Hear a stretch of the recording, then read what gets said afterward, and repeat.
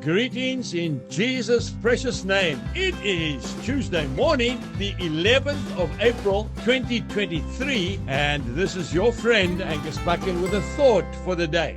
We start off in Psalm 34 and verse 19. Many are the afflictions of the righteous, but the Lord delivers him out of them all. And then we go to the New Testament, to the second book of Corinthians. And I start off with chapter 11, reading two verses, 24 and 25. Paul says, from the Jews, 5 times I received 40 stripes minus 1. 3 times I was beaten with rods. Once I was stoned. 3 times I was shipwrecked. A night and a day I have been in the deep. And he goes on and on. Then we go to 2 Corinthians chapter 12 and verses 8 and 9. I pleaded with the Lord 3 times that it may depart from me. That's the thorn in the flesh. And he said to me, my grace is sufficient for you, for my strength is made perfect in weakness. And then he goes on to say in verse 10, for when I am weak, then I am strong. Are you feeling a bit down today, my dear friend? Are you feeling forsaken?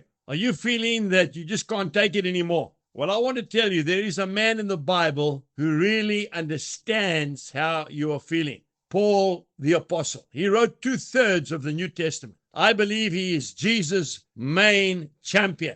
This man was so beaten up because of his stand for Christ. They said he walked bow-legged because of the beatings he had taken on his back, and it had affected his spine. He was partially blind. I believe that thorn in the flesh was his sight. Remember when he was knocked off his horse on the road to Damascus, he was blind. Ananias prayed for him, but I believe the Lord left him partially blind because the Lord was using him. Friends, if you're going through a tough time at the moment and you say, where is God? Why has he forsaken me? Maybe it's not that. Maybe he's preparing you for a great work ahead. Do you know that man, Paul, I believe when he was led into the meetings, you'll probably find that an assistant took him by the hand and led him in. Because some of the letters he says, look, I signed it with my own handwriting. I believe his face must have looked like one of those old-fashioned prize fighters who used to box without gloves on. His face must have been so disfigured, broken nose, cauliflower ears. When he was a young man and he was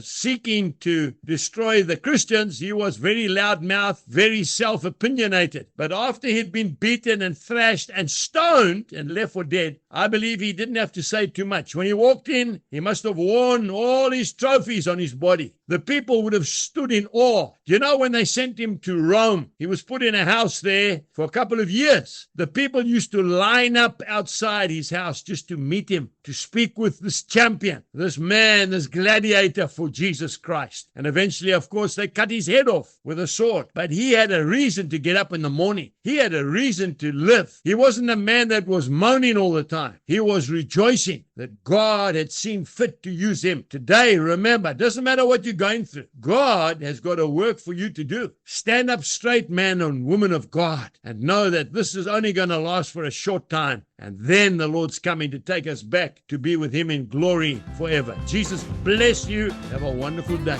Goodbye.